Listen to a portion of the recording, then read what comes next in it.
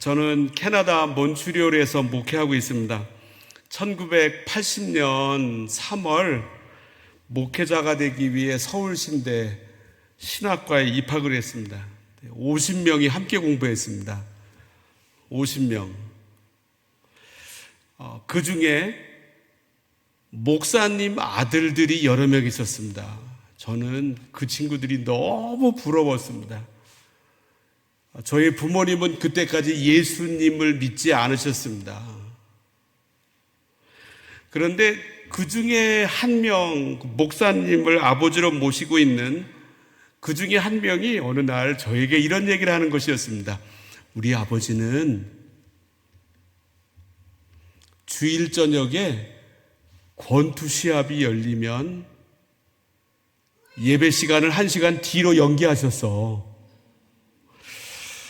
저는 갑자기 막 웃음이 나왔습니다. 그러면서 질문이 생기기를, 아니 예배 시간을 이 권투 때문에 옮겨? 오늘날 저 영국, 독일 또 영국을 거쳐 미국에 가 있는 손흥민 선수가 있고 또 뭐 배드민턴도 있고 피겨 스케이팅도 있고 뭐 여러 운동 선수들이 너무나 잘해서 전 세계에 또 다양한 관심을 가지고 있고 한국 사람만이 아니라 세계적인 스타들의 경기를 요새는 TV를 통해서 모두 다 중계를 받아볼 수 있지 않습니까? 그런데 그 1980년대 그 전반이나 후반쯤만 해도 권투 시합, 세계 타이틀 매치 혹은 그 축구 A매치 정도가 국민들에게 인기가 있었지 그렇지 않았습니다. 제가 서울신대에서 이제 그 부천 쪽으로 조금 떨어져 있는 지산교회를 다니고 있었는데 신학생 때 그때 저녁 예배 시간에 권투 시합 세계 타이틀 매치가 열렸습니다. 성가대장 집사님이 안 보이더라고요. 그러다가 한 20분이 안 돼가지고 이분이 옆을 이렇게 보니까 이분이 나오셨습니다. 그래서 제 생각에 일찍 끝났나 보다 그랬더니 손으로 싹 이러더니 이러시는 거였습니다. 3회에 KO로 이겼다고. 야, 하여튼 그 권투는 이 당시에 온 국민들의 관심사이기도 했습니다.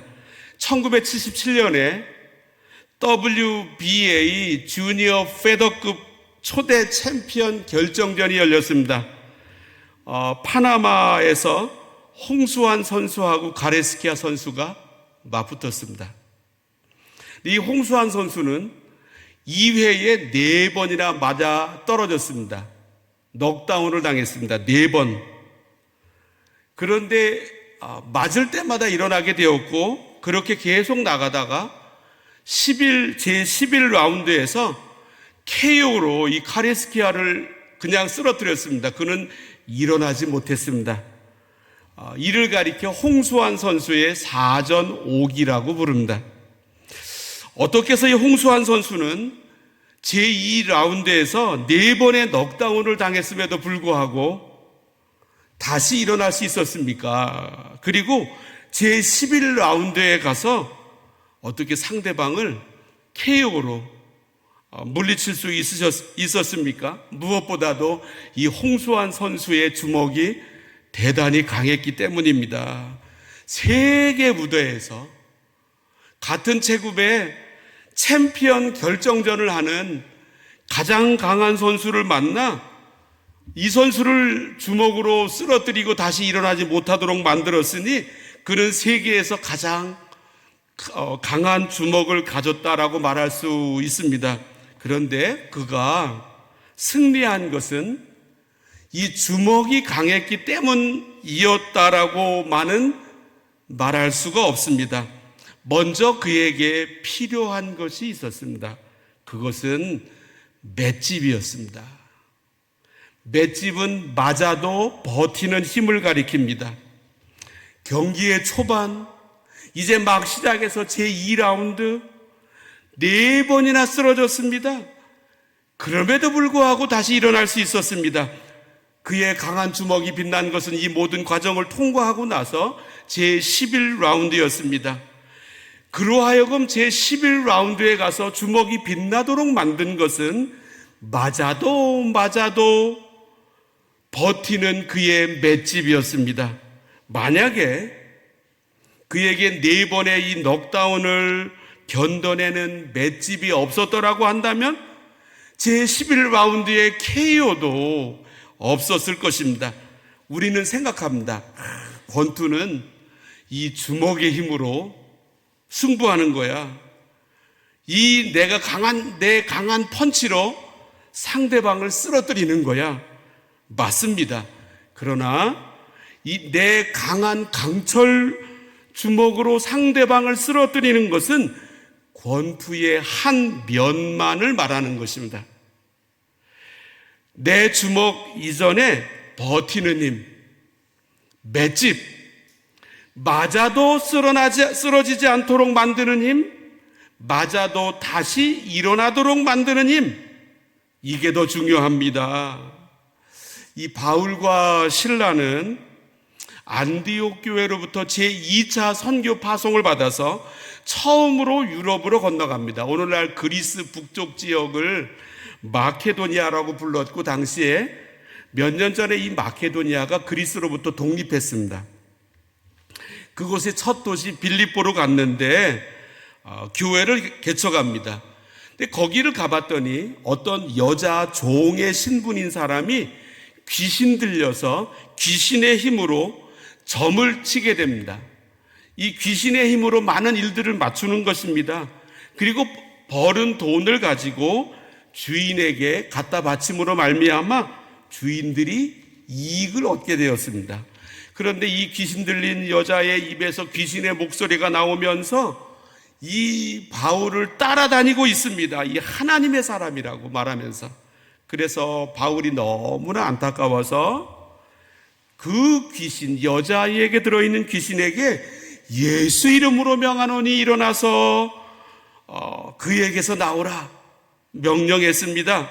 그러자 귀신이 즉시 사라졌습니다. 이 여자 종은 따라서 점치는 능력도 잃어버리게 되었습니다. 그런데 이 여종의 주인들이 더 이상 수입이 끊어진 것을 보고 너무나 화가 났습니다. 그래서 바울과 실라를 붙잡아다가 관리에게 데리고 갔습니다. 상관들 앞에서 실컷 얻어 터지게 만들었습니다. 그리고 이 상관은 이제 실컷 때린 다음에 그를 오간에 가둡니다. 바울과 실라를. 그리고 발에다가 쇠사슬, 이 착고라고 하는 쇠사슬로 채웁니다. 야, 이 몸이 얼마나 아팠겠습니까? 아시다시피 다치거나 하면 순간에도 아프지만 밤이 되면 몸이 뚱뚱 붓습니다. 이런 일을 당했는데 바울과 실라가 오늘 읽은 본문 사도행전 16장 25절에서 이렇게 말씀합니다. 한밤중에 바울과 실라가 기도하고 하나님을 찬송하며 죄수들이 듣더라. 이 몸의 통증이 더 심해졌을 시간인데 바울과 실라는 기도했습니다. 막 기도가 나왔습니다. 저 같았으면 전 나쁜 놈들, 내가 귀신 들린 여자아이를 고쳐준 것, 이게 내가 한 것 전부인데 오히려 딴 데서 온 사람이라고 자기들의 이익이 끊어졌다고 나를 이 모양으로 만들어서, 거기에다 이 빌립보 지역의 상관들이 딴 데서 온 사람이라고 나를 이렇게 무시하면서 무조건 때리고 옥에다 가둘 수 있어? 이렇게 분노 속에서 있어야 할 텐데 바울과 실라는 기도했습니다. 찬송했습니다. 무슨 찬송 불렀을 것 같습니까? 아마도 저는 이 곡이 떠올랐습니다. 그 두려움이 변하여 내 기도 되었고 전날의 한숨 변하여 내 노래 되었네. 그러자 거기에 있는 다른 죄수들이 그리고 간수들이 바울과 실라의 기도 소리, 찬송 소리를 듣게 되었습니다. 바울과 실라는 어떻게 해서 이렇게 실컷 얻어 터지게 되었고 거기에 호소할 사람, 아는 사람도 없고 이 무식한 상관들이 자기들을 대하는 이 억울한 모습 속에서도 그들은 어떻게 기도하며 찬송할 수 있었습니까? 맷집을 가지고 있었기 때문입니다. 바울과 실라에게는 복음을 전하는 것, 설교하는 것, 이것만이 사역의 전부가 아니었습니다. 자기들이 복음을 전하는 과정에서 생기는 그 수많은 반응을 견뎌내는 맷집을 이미 소유하고 있었습니다. 이게 사역입니다. 이게 안 되면 우리가 열심히 헌신하여 사역한다고 하다가 어려움이 왔을 때 좌절하거나 그냥 내려놓거나 사표를 낼 가능성이 대단히 많습니다.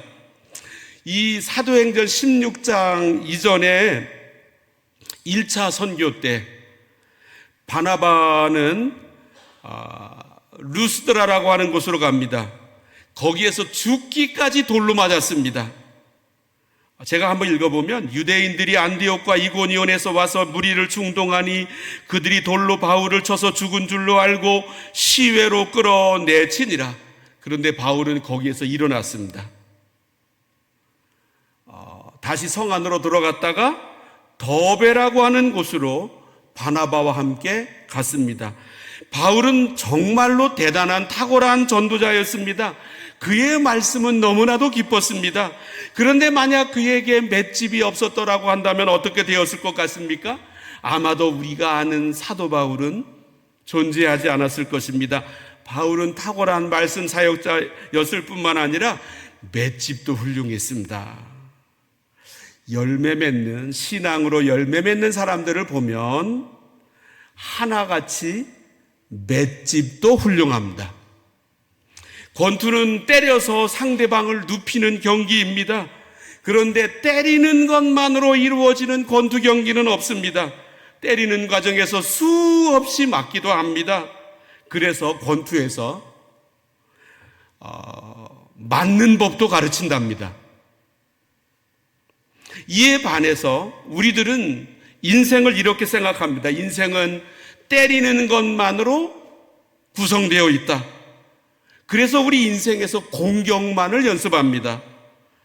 제가 캐나다로 떠난 지 37년 정도 됐습니다. 꽤 오래됐죠.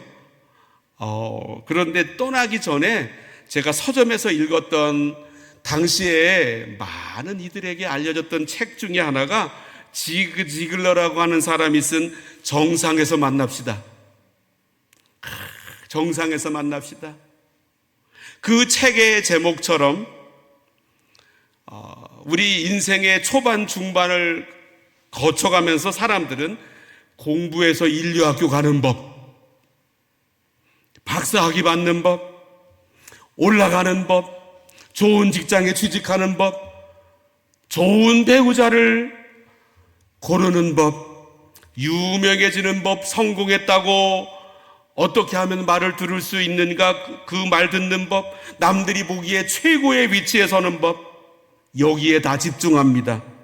그런데 우리의 인생이 그처럼 올라가는 사다리로만, 일색으로만 이루어져 있습니까? 그렇지 않습니다. 인생은 홍수환 선수가 제2라운드에서 4번이나 얻어맞아 나가 떨어지는 것, 이거는 우리 인생에 없는 것입니까? 우리는 오직 권투에서 상대방을 쓰러뜨린 것만 생각하면 됩니까? 내가 맞았을 때 어떻게 일어날 것인가는 전혀 생각하지 않고 오직 이 땅에 있는 것들을 때려 눕히기만 하면 된다고 우리 생각하면 됩니까? 만약에 우리가 인생을 그런 줄로 알고 있다고 한다면 인생을 몰라도 너무 모르는 것입니다. 이 사람은 한 번 미끄러지면, 한 번 고꾸라지면 포기합니다. 내려놓습니다. 정말로 공부 잘하는 학생들이 있는데, 선생님들도 인정하고 있는데 만약에 맷집이 없었더라면 어떻게 되었겠습니까? 제가 몬트리올에서 목회할 때 저희 교회가 31년하고도 반이 되었습니다. 몬트리올에서 교회를 개척하고 31년 반. 그 교회를 개척하고 한참 지난 다음에 연세가 상당히 드신, 저는 30대였는데 막 75세인가 되셨던 어르신이 오셨습니다. 이분은 저에게 이런 말씀하시는 거였습니다. 저는 어려운 일만 만나면 피합니다. 우리 경제적으로 여유 있는 부모님들은 자녀들이 원하는 것을 다 공급해 주기만 한다면 내가 부모로서의 역할은 다 한 것이다 생각합니다. 그들에게 필요한 것, 그들이 원하는 것을 갖추도록 만들면 내 부모의 의무를 다한 것이다. 이렇게 훌륭한 부모가 어디 있겠는가. 그런데 만약 그 자녀에게 맷집이 없다고 한다면, 자녀에게 맷집을 키워주지 못한다고 한다면 어떻게 될 것 같습니까? 아마도 늘 피하는 인생을 자녀들이 살 가능성이 많습니다. 하나님께서 나를 키우십니다. 다른 무엇보다도 맷집을 키우십니다. 바울은 고린도후서 4장에서 이렇게 말씀합니다. 우리가 사방으로 우겨쌈을 당하여도 쌓이지 아니하면은 맷집을 가리킵니다. 사방으로 우겨쌈을 당하여도 마땅히 그냥 우겨 쌓여서 그냥 거기서 주저앉아 있어야만 할 텐데, 우리가 사방으로 우겨쌈을 당하여도 쌓이지 아니하며 맷집, 답답한 일을 당하여도 낙심하지 아니하며, 박해를 받아도 버림받지 아니하며, 거꾸로뜨림을 당하여도 망하지 아니하고, 우리가 항상 예수의 죽음을 몸에 짊어진다라고 하는 것은 바로 나의 맷집을 통해서 이루는 일을 가리킵니다. 예수님의 죽음을 내 몸의 맷집으로 짊어집니다. 그런데 이것을 통하여 더 좋아집니다. 이것을 통하여 예수의 생명이 지금 내 삶에 막 나타나고 있기 때문입니다. 이 얼마나 대단합니까? 이 바울은 우리가 사도행전 16장에 빌립보라고 하는 지역에 가서 귀신 들린 여자아이를 치료해 줬더니 오히려 돌아온 것은 말할 수 없는 고통이었는데 그것만이 아니었습니다. 고린도후서 11장에 자신의 고생 목록을 이렇게 말합니다. 그들이 그리스도의 일꾼이냐? 정신없는 말을 하거니와 나는 더욱 그러하도다. 내가 수고를 넘치도록 하고 옥에 갇히기도 더 많이 하고 매도 수 없이 맞고 여러 번 죽을 뻔하였으니 유대인들에게 40에서 하나 감한매를 5번 맞았으며 3번 태장으로 맞고 1번 돌로 맞고 3번 파선하고 일주야를 깊은 바다에서 지냈으며 여러 번 여행하면서 강의 위험과 강도의 위험과 동족의 위험과 이방인의 위험과 시내의 위험과 광야의 위험과 바다의 위험과 거짓 형제 중의 위험을 당하고 그리고 거기에 나오는 이 성경 구절은 그때부터 지금까지 계속 당해왔다는 뜻입니다. 이전에 당했고 그것으로 끝난 게 아니라 영어 번역으로 보면 현재 완료형입니다. 옛날에 시작해서 어느 정도 지나고 과거의 완료가 아니라 지금까지 계속되고 있다라고 하는 것을 표현할 때 현재 완료형으로 나타냅니다. 저는 이 말씀을 읽어가면서 이런 생각이 들었습니다. 저 스스로에게 답하는 겁니다. 내가 은퇴할 때까지 이런 일은 계속될 걸. 저 스스로에게 그 글을 읽으면, 성경 구절을 읽으면서 이게 현재의 완료형이라고 하는 것을 읽으면서 제게 스스로에게 이런 말을 하게 되었습니다. 아마도 이런 일이 나에게도 은퇴할 때까지 계속될 걸. 아직은 은퇴를 안 해봤지만 거짓 형제 중에 위험을 당하고, 거짓 형제는 교회 안에 있는 사람이라고 할 수 있습니다. 여러분, 교회 안에 거짓 형제들이 많이 나타납니다. 교회 밖에서 나를 건드리는 것은 내가 견뎌낼 수 있습니다. 예를 들어 저 북한에 있는 수령, 북한에 있는 주석이 아주 공개 방송으로, 평양 방송으로 저의 이름을 막 올리면서 막 욕을 했다고 생각해 보십시오. 뭐 제가 상처받을 일이 있습니까? 대한민국의 유명한 인물이 되지? 그런데 교회 안에서 누가 나를 힘들게 한다고 한다면 내가 버티지 못할 가능성이 매우 많아지게 됩니다. 이렇게 숱한 자신의 고생 목록을 쭉 나열했는데 그것으로 끝나지 않고 바울은 결론적으로 고린도 후서 11장에서 이렇게 말합니다. 이 외의 일은 고사하고, 이 말씀은 지금까지 내가 나열한 모든 고생 목록은 안중에도 없고, 이 말씀은 바울의 맷집을 가리킵니다. 내 맷집이 이렇게 튼튼하다라고 하는 것입니다. 이런 말이 있습니다. 예수님이 없었더라면, 우리 신학자들이 그냥 써놓은 이야기입니다. 예수님이 없었더라면 기독교가 없었겠지만 바울이 없었더라면 교회가 없었을 것이다. 바울은 신약 성경 27권 중에서 보수적인 견해로는 13권, 좀 진보적인 견해로는 7권의 성경책을 썼습니다. 그런데 그 책들이 괜히 나온 것 같습니까? 오늘날 저 한강 작가처럼, 저 대동강 작가처럼 책상에 앉아서 글 쓰는 데에만 집중할 수 있는 환경에서 바울의 편지들이 나온 것 같습니까?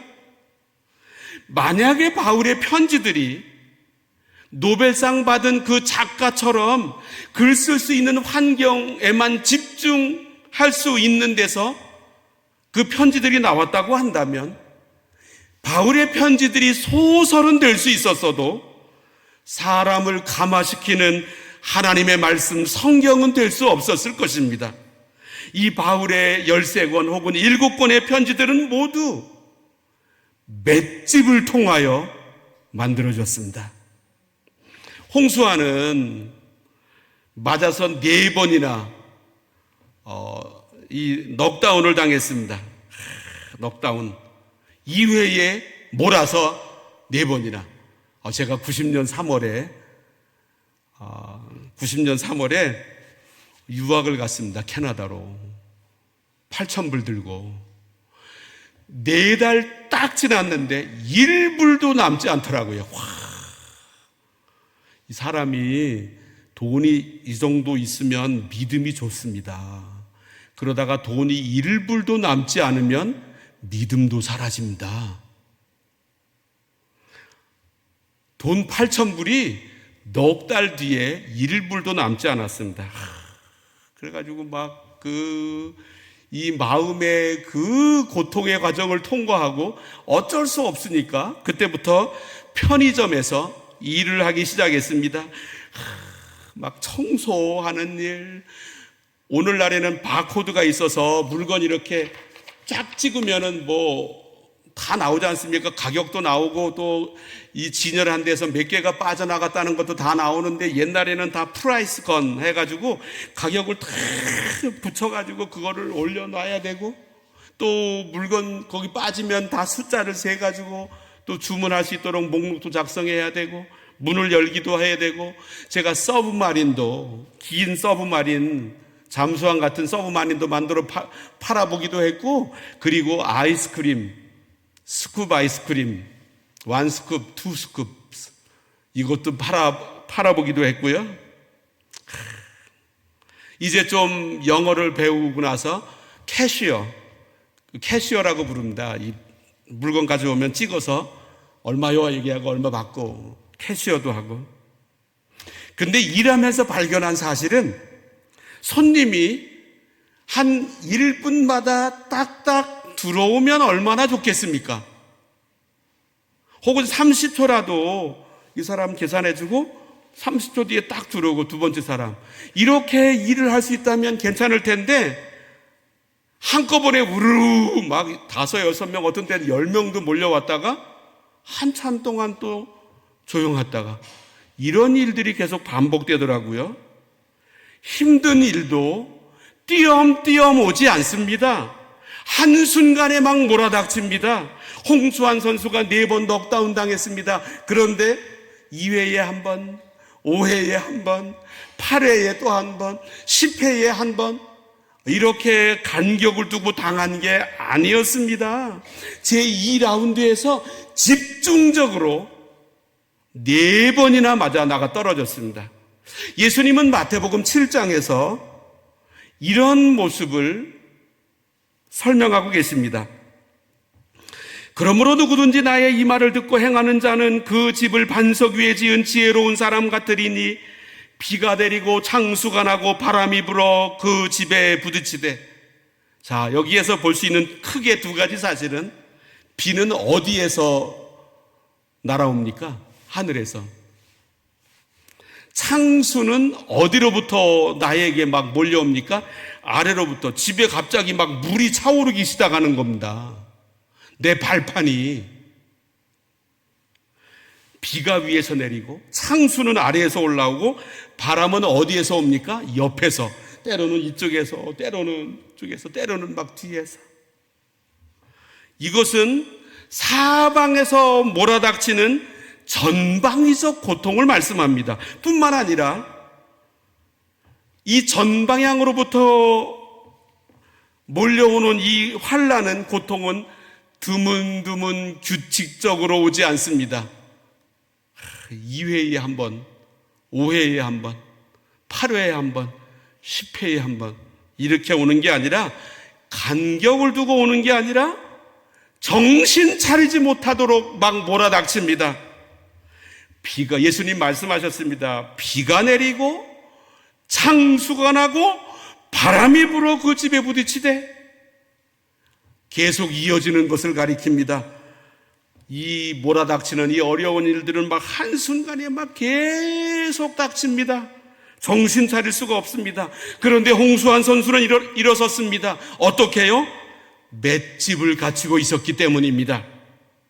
바울도 실컷 얻어 터지고 온몸이 붓고 아프고 쇠사슬에 차이고 감옥에 갇히고 호소할 데도 없고, 여기는 딴 지역으로 내가 왔고, 아까 말씀드린 그 고린도후서 4장의 말씀처럼 그랬음에도 불구하고 사방으로 우겨쌈을 당하여도 쌓이지 아니하며. 영어 번역을 보니까 on every side, side는 방향을 가리키잖아요. on every side, 우리가 사방으로 우겨쌈을 당하여도 한 번만도 아니고 한 방향만도 아니고 이따금씩도 아니고 전 방향에서 몰아치는 모습으로 우겨쌈을 당하여도 그는 이 모든 것들을 견뎌낼 맷집을 가지고 있었습니다. 그래서 그가 우리들에게 신약 성경인 바울 서신을 전해줄 수 있었고요. 수많은 교회들을 세우며 교회 지도자들을 생산해내었습니다. 하나님은 그래서 우리의 맷집을 키우십니다. 그래야 하나님이 마음대로 쓰실 수 있는 그릇이 됩니다. 하나님이 마음대로 쓰실 수 있는 그릇. 우리 이렇게 기도 제목 삼으셔야 됩니다. 하나님, 내 능력에 맞는 일을 맡겨주세요. 이 잘못된 기도입니다. 오, 하나님, 내 능력 아시지요? 내 능력에 맞는 일들을 맡겨주세요. 이게 아닙니다. 하나님께서 맡겨주실 일을 감당할 능력을 구해야 됩니다. 뿐만 아니라 내 맷집을 키워달라고 하나님 앞에 구해야 됩니다. 그리고 내 돌아가는 삶 속에서 이런 일들이 왜 일어났지? 맷집을 키우시는구나. 하나님은 우리들의 맷집을 키우십니다. 그래야 하나님 마음대로 우리를 쓰실 수 있고, 하나님의 뜻은 우리를 통하여, 나를 통하여 다른 사람들을 이끄는 데 있으십니다. 내가 어떻게 다른 사람들을 이끕니까? 이 맷집의 과정을 통과해 봐야만 합니다. 그래서 예수님은 마태복음 5장에서 의를 위하여 박해를 받은 자는 복이 있나니, 또 나로 말미암아, 예수님으로 말미암아 너희를 욕하고 박해하고 거짓으로 너희를 거슬러 모든 악한 말을 할 때에는 너희에게 복이 있나니, 박해를 받아도 예수님 때문에 욕을 먹어도 거짓으로 누가 나를 향하여 악한 말을 해도 버틸 맷집을 갖추고 있다라고 하는 뜻입니다. 그래서 예수님은 이렇게 말씀하셨습니다. 이 모든 이 나에게 정신 차리지 못하게 다가온다 할지라도 기뻐하고 즐거워하라. 기뻐하고 즐거워하라. 내가 이 버티는 힘이 나에게 이 갖춰짐으로 말미암아 이 모든 일들이 오히려 나에게 기뻐하고 즐거워하도록 만든다라고 하는 것입니다. 이 맷집은 도량, 그릇하고도 연결됩니다. 사람의 그릇. 저 미국의 클레어몽트, 우리 조종건 목사님 아드님이 박사학위 받은 학교입니다. 클레어몽트 신학교 말고 대학교에 교육학 부장으로 일하신 여자분 메리 포플린이라고 하는 분이 책을 썼는데, 한국말 번역이 지금 당신이 머문 곳을 더욱 사랑하라입니다. 제목이 정말로 아름답습니다. 그 책을 읽어보면 왜 그 제목이 되었는지를 알게 되는데, 지금 당신이 머문 곳을 더욱 사랑하라. 이분이 1년간의 안식년의 마지막 3개월을 인도의 캘커타로 가서 테레사 수녀가 개척하여 운영해온 사랑의 선교회에서 3개월 동안 함께 생활했습니다. 거기에서 이제 테레사 수녀가 계실 때 그분과 대화하면서 그분의 가르침을 받으면서 그분의 그 가르침을 적어 놓고 거기다 써놨습니다. 제가 인용해 드리면, 굴욕을 받아들이는 것이야말로 하나님과 하나가 되는 가장 확실한 길이다. 저 이 글을 읽으면서 참 머물러 있었습니다. 굴욕을 받아들이는 것이야말로 하나님과 하나가 되는 가장 확실한 길이다. 굴욕이 나에게 다가오셨을 때 어떻게 행동하셨습니까? 굴욕을 받아들이는 것이야말로 하나님과 하나가 되는 가장 확실한 길이다. 우리 안에 아무것도 없다는 사실을 잘 알기 때문에 굴복하는 것이다. 그러면 당신은 하나님이 하신 일들을 보게 된다. 하나님이 하시는 일들이 막 내 눈에 들어오기 시작합니다. 언제부터요? 굴욕을 받아들일 때, 굴욕을 받아들이는 맷집이 내 안에 생겼을 때, 이게 하나님과 하나가 되는 길이고, 이 과정을 통과해야만 비로소 하나님이 하시는 일들이 막 내 눈에 들어오는 놀라운 영적인 세계가 열린다는 뜻입니다. 굴욕을 당해 사표내지, 굴욕을 당해 안 만나지, 떠나지, 다른 데로 가지, 내가 여기 말고 할 데가 없는 줄 알아? 그게 아니고 굴욕 가운데 오히려 손을 내밉니다. 이 사람이 인물입니다. 이 사람이 갖춘 맷집이 바로 이렇게 만든 것입니다. 그리고 우리 하나님은 우리의 맷집을 키우십니다. 얼마만큼 키우십니까? 세계적인 사이즈로 맷집을 키우십니다. 우리 아들, 딸들 그런 인물로 키우고 싶지 않으십니까? 하나님은 사랑하시는 아들, 딸, 우리를 세계적인 맷집으로 키우기 원하십니다. 세계 무대에서 세계의 사람들을 이끌어가기를 원하고 계시기 때문입니다. 이 얼마나 대단한 일입니까? 세계적인 사이즈로 우리의 맷집을 키우시는데 어떻게 키우십니까? 맷집은 어떻게 해야 자라난다고요? 많이 얻어 터져야 됩니다. 막 산전, 수전, 공중전, 지하전, 화생방전을 다 통과해 봐야만 합니다. 맞는 것을 견딤의 과정을 통하여 맷집이 자라납니다. 이 맞는 과정을 통하여 이만큼 맞아도 이렇게 맞을 때는 내가 어떻게 반응을 해야 되는구나, 이것을 터득하도록 만듭니다. 터득하도록. 제가 좀 간증을 해도 될까요? 저희 집에 조그마한 책이 있는데 한국에서 나온 책입니다. 그 조그만 책 가운데에 사자, 동물의 왕이지 않습니까? 하고 있는 사자의 그림이 있고요. 그리고 사자 키우기. 이 사자를 키운다고 해놔서 자세히 봤더니 그 바로 밑에 조그맣게 춘기, 하고 조그맣게 자녀 키우기. 사춘기 자녀 키우기인데 사자 키우기 해놓고 사자를 해놨어요.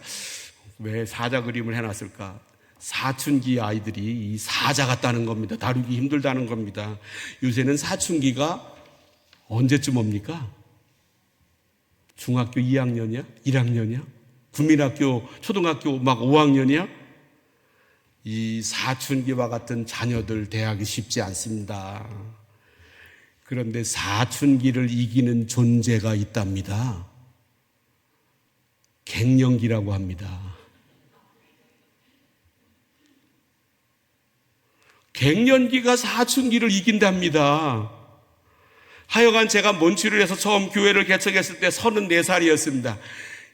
지금도 인생이 뭔지를 잘 모르겠고 교회 목회의 수십 년 과정을 통과하고 난 뒤에 아직도 목회가 뭔지를 잘 모르겠는데 그때 뭘 알겠습니까? 그런데 저희 교회 같이 한 분들, 많은 분들이 50대 초반이었습니다. 네, 교회에 오셔서 막 이상하게 반응을 하시는 겁니다. 제가 아무리 상식적으로 생각을 해봐도 왜 그럴까? 이해를 못했습니다. 근데 수십 년 지나 제 아내가 갱년기가 된 다음에 비로소 알게 되었습니다.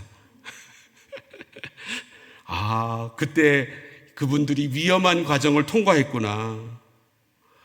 이분들이 교회에서 막 난리를 치고 나가가지고 교회를 개척했습니다. 이름을 에덴교회라고 지었습니다.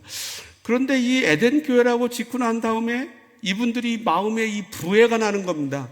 아니, 이거 교회를 처음에 같이 시작을 했는데, 나이 많은 내가 50대, 60대인 우리가 이거 뭐 하는 거냐고, 이 30대 중반인 이 젊은 목사, 이거 막 이래가지고, 그래가지고 이름을 저희 교회하고 아주 비슷하게 졌습니다. 그때 영어로 저희 교회 이름이 몬트리올 코리안 한인 이벤젤리컬 성결 처치 교회.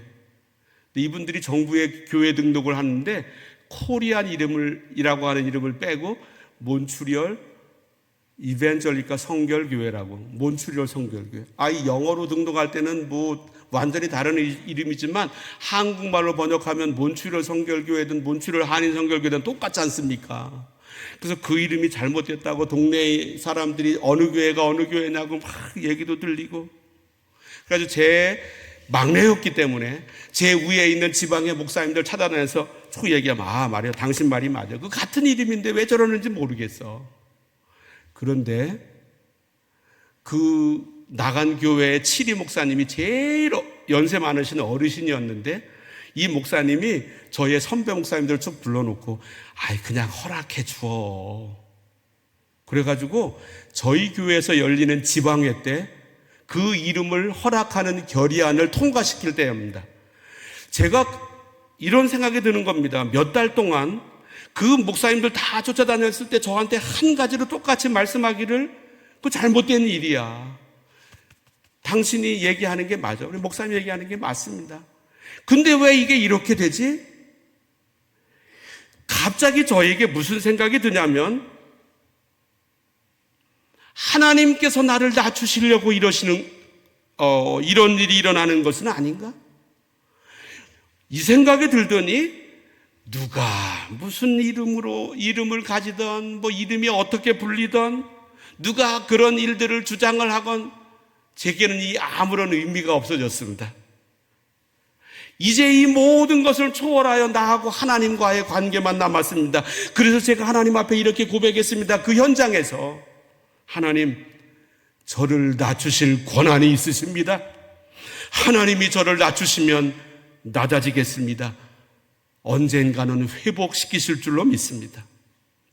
처음에는 나와 그 사람들과의 관계라고 생각했는데 그게 아니더라고요. 하나님과 나와의 관계더라고요. 하나님이 나중에 회복시키셨습니다.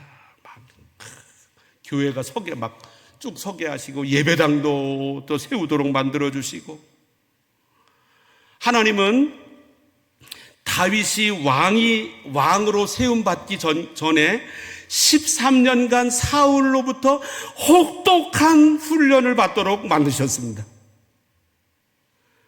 이 다윗이 예수님의 조상이 되었습니다. 그러나 사울 왕은 훈련이 없었습니다. 그에게 맷집이 없었습니다. 그러자 어느 정도 시간이 지나고 난 뒤에 그는 교만해졌습니다. 이 맷집이 얼마나 훌륭합니까? 유대국 랍비 스티브 레더는 고통이 지나간 자리 당신에겐 무엇이 남았나요? 해서 이렇게 말씀합니다. 고통은 우리를 무너뜨리기도 하지만 그 자리에 새로운 통찰과 더 단단한 내면을 남긴다. 시련을 견뎌낸 사람은 상처를 통해 진정한 어른으로 성장하며 타인의 아픔을 어루만질 수 있다. 어떤 사람이 교회에서 어른이 됩니까?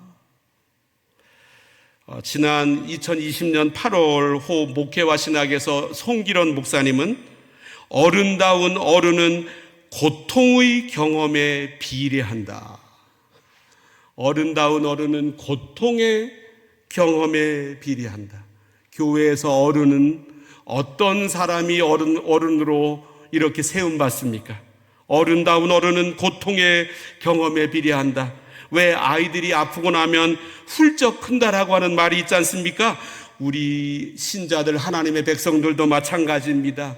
수많은 일들을 통하여 내게 맷집이 아름답게 세워질 때, 이 고통의 과정을 통과할 때, 우리들에게 이렇게 이 아름다운 맷집이 서게 됩니다.